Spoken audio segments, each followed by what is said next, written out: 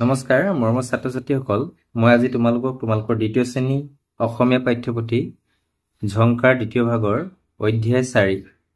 খেল ধেমালি নামৰ যেটো অধ্যায় আছে এই অধ্যায়টো তোমালোকক মই বুজাই দিবলৈ চেষ্টা কৰিছো গতিকে দ্বিতীয় শ্ৰেণী ছাত্ৰ ছাত্ৰীসকলে ভিডিওটি ভালদৰে মনোযোগ দিবা বুলি আশা কৰি আজি ভিডিও আৰম্ভ কৰিবলৈ লৈছো খেল ধেমালি অধ্যায়টোৰ নাম হৈছে খেল ধেমালি এতিয়া ছবি চাই কথা পাতো আহা বুলি কৈছে আমি এখন ছবি দেখিবলৈ পাইছো এখন কি দেখিবলৈ পাইছো বিদ্যালয় দেখিবলৈ পাইছো আৰু বিদ্যালয়ত কি হয় বিভিন্ন ধৰণৰ ছাত্ৰ ছাত্ৰীসকলে খেল খেলি থকা দেখিবলৈ পাইছো কিছুমানে কি খেলিছে টেকেলি ভঙা কিছুমানে খেলিছে পাৰ পানী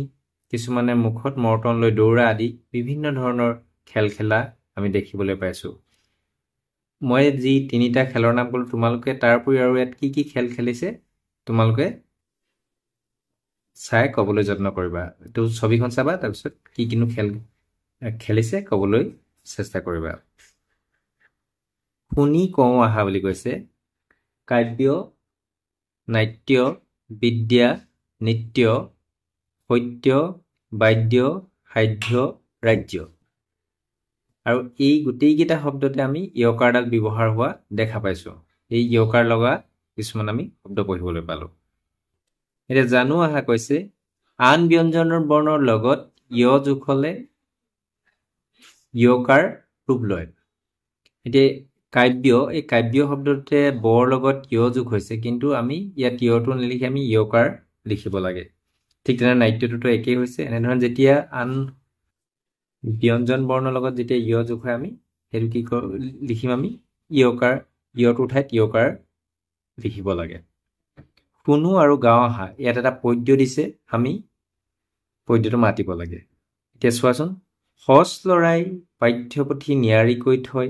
ধৈৰ্য ধৰি কাম কৰিলে অখাদ্য সাধন হয় পঢ়াৰ বলত বিদ্যা লাভে মন সবল কৰে আজৰি পৰৰ নিত্য গীতে মন ফৰকাল কৰে এতিয়া পদ্যটোত থকা ইয়কাৰযুক্ত শব্দবোৰ ঘেৰ দিয়া ইয়াত আমি যিবিলাকত ইয়কাৰ পাইছো শব্দ সেই ইয়কাৰ থকা শব্দবিলাকত কি দিব লাগে কৈছে ঘেৰ দিবলৈ কৈছে পাঠ্যপুথি এইটোত আমি ইয়কাৰ পাইছো কাৰণে ঘেৰ দিছো ধৈৰ্য ইয়াত ইয়কাৰ আছে সেইকাৰণে ইয়াত আমি ঘেৰ দিছো অখাদ্য ইয়াত ইয়কাৰ আছে সেইকাৰণে আমি ঘেৰ দিছো বিদ্যা ইয়াতো ইয়কাৰ আছে কাৰণে ঘেৰ দিছো একেবাৰে এখন নৃত্য এইটোতো ইয়কাৰ আছে সেইকাৰণে ঘেৰ দিয়া হৈছে তাৰপিছত পিছৰটো তলত দিয়া শব্দবোৰ পঢ়ো আৰু লিখো আহা এই শব্দবোৰ পঢ়ি তলত লিখিবলৈ কৈছে এইটো শিষ্য ইয়াত আমি শিষ্যটো লিখিব লাগিব শস্য পুণ্য পাঠ্য সহ্য উজ্জ্য দাহ্য লজ্য জানো আহা তালব্য হ মূৰ্ধন্য হ দন্তীয় হৰ লগত ইয় যোগ হলে উচ্চাৰণ প্ৰথম স্বৰ আৰু দ্বিতীয় স্বৰ নিচিনা হয় এতিয়া শিষ্য এই শিষ্য শব্দটোতে এতিয়া মূৰ্ধন্য হৰ লগত যেতিয়া ইয় যোগ হৈছে আমি শিষ্য সেইটো কি প্ৰথম স্বৰতে উচ্চাৰণ কৰিছো ঠিক তেনে শস্যত দন্তীয় হৰটো আমি প্ৰথম স্বৰতে উচ্চাৰণ কৰিছো শস্য শব্দটোত দন্তীয় হৰত যেতিয়া ইয় যোগ হৈছে আমি সেই দন্তীয় হৰটো আমি উচ্চাৰণ প্ৰথম স্বৰতে কৰিছো আকৌ কৈছে হৰ লগত ইয় যোগ হলে হৰ উচ্চাৰণ বগীয়জৰ নিচিনা হয় এতিয়া সহ্য উজ্জ্য লাজ্য লজ্য এইকেইটাত হৰ লগত যেতিয়া ইয়টো যোগ হৈছে আমি এই হ উচ্চাৰণটো আমি বগীয়জৰ দৰে কৰিছো সহ্য আমি সহ্য বুলি কোৱা নাই হ উচ্চাৰণ কৰা নাই আমি বগীয়জৰ উচ্চাৰণ কৰিছো হৰটো শুনি কওঁ আহা এইকেইটা শুনিবলৈ কৈছে আৰু ক'বলৈ কৈছে মই তোমালোকক কৈছো শুনি ক'বলৈ চেষ্টা কৰিবা গ্ৰহ ঘ্ৰাণ শ্ৰম প্ৰাণ নম্ৰ তাম্ৰ মুদ্ৰা অগ্ৰজ বিশ্ৰাম আশ্ৰয় পবিত্ৰ দৰিদ্ৰ জানো আহা অন্য আখৰৰ লগত ৰ লগ হলে ৰূপ সলনি হৈ আখৰটোৰ তলত ৰকাৰ হয় এতিয়া এই গ্ৰহ শব্দটোতে গৰ লগত যেতিয়া ৰ যোগ হৈছে তেতিয়া কি হ'ব আমি ৰ নিলিখিম আমি এই ৰকাৰডাল লিখিম গ্ৰহ গৰ লগত গ্ৰহ হৈছে এতিয়া কি কৈছে খালী ঠাইত ৰকাৰ বহুৱাই শব্দ সাজি পঢ়োৱা আৰু খালী ঠাইবিলাকত ৰকাৰ বহাবলৈ কৈছে আৰু শব্দটো পঢ়িবলৈ কৈছে এতিয়া মই ৰকাৰবিলাক বহুৱাই থৈছোঁ আৰু কেনেদৰে পঢ়ে মই পঢ়ি শুনাইছোঁ প্ৰথম বিগ্ৰহ বিশ্ৰাম দ্ৰৱণ ম্ৰিয়মান দৰিদ্ৰ প্ৰলয় প্ৰাণ তাৰপিছত পহু আহা কৈছে পৃথিৱীত অনেক প্ৰাণী আছে তাৰে ভিতৰত কিছুমান ঘৰচীয়া আৰু কিছুমান বনৰীয়া গৰু ঘৰচীয়া প্ৰাণী বাঘ বনৰীয়া প্ৰাণী ইয়াক ব্যাঘ্ৰ বোলা হয় হৰিণ এবিধ নম্ৰ প্ৰাণী এতিয়া এই অধ্যায়টোৰ প্ৰথমটো পাঠলৈ আহিছোঁ পাঠ 1 লুকা ভাকু পাঠটোৰ নাম কি দিছে লুকা ভাকু আমি লুকা ভাকু খেলো এই লুকা ভাকু খেলৰ ওপৰতে এই পাঠটো শুনো আহা তোমালোকে লুকা ভাকু খেলি পাইছানে কেনেকুৱা লাগে বাৰু ছবিখনলৈ চোৱাচোন দেখিছানে হাবিৰ জন্তুবোৰেও লুকা ভাকু খেলিছে সাধুটোত কি হ'ল শুনাচোন আমি এই ছবিকেইখনত দেখিছোঁ হাবিৰ জন্তুবিলাকে লুকা ভাকু খেলা আৰু এই সাধুটোতনো কি হৈছে শুনিবলৈ গৈছে চোৱাচোন এতিয়া এদিন এখন হাবিৰ জীৱ জন্তুবোৰৰ লুকা ভাকু খেলিবলৈ মন গ'ল শিয়াল হাতী কেৰ্কেটুৱা বান্দৰ সকলো লগ লাগিল সকলোৱে মিলি কোনে প্ৰথমে চকু মুদি থাকিব আলোচনা কৰিলে অৱশেষত ঠিক হ'ল যে বান্দৰে চকু মুদি থাকিব বাকী জন্তুবোৰ লুকাবলৈ গ'ল কেৰ্কেটুৱা লুকাল এটা জোপোহাৰ আঁৰত শিয়াল লুকাল এটা উই সাপলৰ আঁৰত হাতীটো ওচৰে এজোপা গছৰ আঁৰত লুকাই থাকিল সকলোৱে লুকুৱা হলত কেৰ্কেটুৱাই ক'লে কুক চকু মেলিয়েই হাঁহি হাঁহি বান্দৰটো গছজোপাৰ ওচৰলৈ গ'ল লুকাই থকা হাতীটোক ক'লে ভা এনেধৰণে কুক ভা কয় যে সকলোৱে ঢেক ঢেককৈ হাঁহিবলৈ ধৰিলে আৰু এইটোৱেই আছিল এই সাধুটো এতিয়া আহিছোঁ ক্ৰিয়াকলাপবিলাকলৈ কথা পাতো আহা ক হাবিত কোনে কোনে লুকা ভাকু খেলিছিল উত্তৰ হৈছে হাবিৰ জন্তুবোৰে খ লুকা ভাকু খেলোঁতে কোনে চকু মুদি থকাটো ঠিক কৰিলে উত্তৰটো হ'ব লুকা ভাকু খেলোঁতে বান্দৰে চকু মুদি থকাটো ঠিক কৰিলে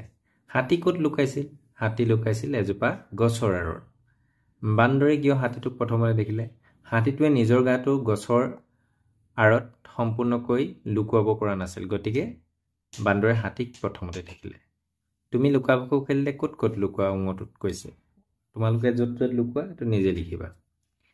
প্ৰথম চটো দিছে লুকা ভাকুৰ উপৰি তোমালোকে আৰু কি কি খেল খেলা আৰু কেনেকৈ খেলা লুকা ভাকুৰ উপৰি তোমালোকে বিভিন্ন ধৰণৰ খেল খেলা সেই খেলবিলাকৰ নাম ক'বলৈ কৈছে আৰু কেনেকৈনো খেলা তাৰ বিষয়ে ক'ব লাগিব দ্বিতীয় চটো দিছে সকলোৱে কিয় ঢেক ঢেককৈ হাঁহিলে উত্তৰটো হ'ব বান্দৰটোৱে যেতিয়া হাতীটোক প্ৰথমতে বিচাৰি পালে তেতিয়াই তাকে দেখি সকলোৱে ঢাক ঢেককৈ হাঁহিলে লিখোঁ আহা ক জোপোহাৰ আঁৰত কোন লুকাল উত্তৰটো হ'ব জোপোহাৰ আঁৰত কেৰ্কেটুৱা লুকাল খ লুকা ভাকু ক'ত খেলিছিল লুকা ভাকু হাবিৰ মাজত খেলিছিল গ শিয়ালে কিহৰ আঁৰত লুকাল উত্তৰটো হ'ব শিয়ালে এটা উই সাপলৰ আঁৰত লুকাল পঢ়ো আহা এতিয়া এটা দফা দিছে পঢ়িব লাগে ৰেজিয়া দেউতাক এজন খেতিয়ক তেওঁ কবি লাই লফা আলু বেঙেনা আদিৰ খেতি কৰে তেওঁৰ বাৰীত ফলৰ গছো আছে কল মধুৰিআম জলফাই গছেৰে বাৰীখন ভৰি আছে আবেলি পৰত ৰেজিয়া বাৰীলৈ যায় তাই দেউতাকক শাক পাচলিত পানী দিয়াত সহায় কৰে শাক পাচলিবোৰ দেউতাকে বজাৰলৈ বেচিবলৈ নিয়ে